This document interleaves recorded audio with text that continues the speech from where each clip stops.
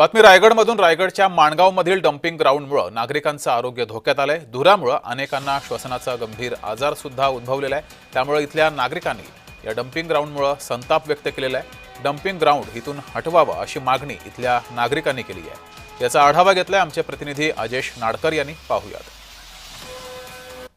माणगाव नगरपंचायतीच्या डम्पिंग ग्राउंडचा प्रश्न जो आहे तो ऐरणीवर आलेला आहे आणि सध्याची ही दृश्य आपण पाहता आपण डम्पिंग ग्राउंड मध्ये आहे. संपूर्ण माणगाव परिसरातून जो कचरा उचलला जातो तो या ठिकाणी आणून टाकला जातो आणि याच कचऱ्याला जो आहे तो रात्रीच्या वेळेस आग लागली जाते आणि या आगीचे धुराचे लोट जे आहेत ते परिसरात पसरले जातात आणि त्यामुळे पूर्णपणे माणगाव परिसरातील आजूबाजूच्या नागरिकांचा जो आरोग्याचा प्रश्न आहे तो या निमित्ताने उपस्थित होत आहे. जवळच असणारे ही शाळा आहे आणि यामध्ये जवळपास 350हून अधिक विद्यार्थी शिक्षण घेत आहेत.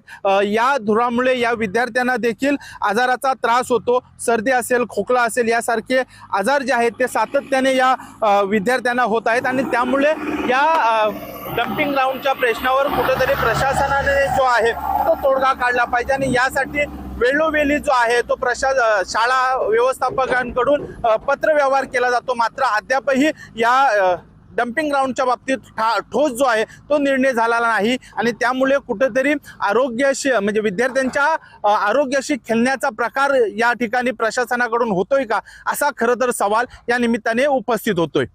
अजेश नाडकर, जय महाराष्ट्र न्यूज, रायगड. यावर्षी पाऊस सप्टेंबरमध्ये न थांबता ऑक्टोबरमध्ये पण पाऊस होता. मग नोव्हेंबर पूर्ण पुन्हा तो कचरा वाळण्यासाठी दिला आणि डिसेंबरमध्ये आता पुन्हा आपण ते काम चालू केले. साधारणतः 15 ते 20 दिवसात ते काम पूर्ण होईल असा आम्हाला विश्वास आहे. त्यासाठी निधी पण आहे, त्याच्यासाठी मंजुरी पण आहे. परंतु आत्ताही आग लागण्याच्या घटना घडत आहेत आणि तिथे शेजारीच वनवासी आश्रमशाळा आहे. तिथले शिक्षक, त्यानंतर विद्यार्थी, आम्ही त्यांनाही भेटी दिल्या.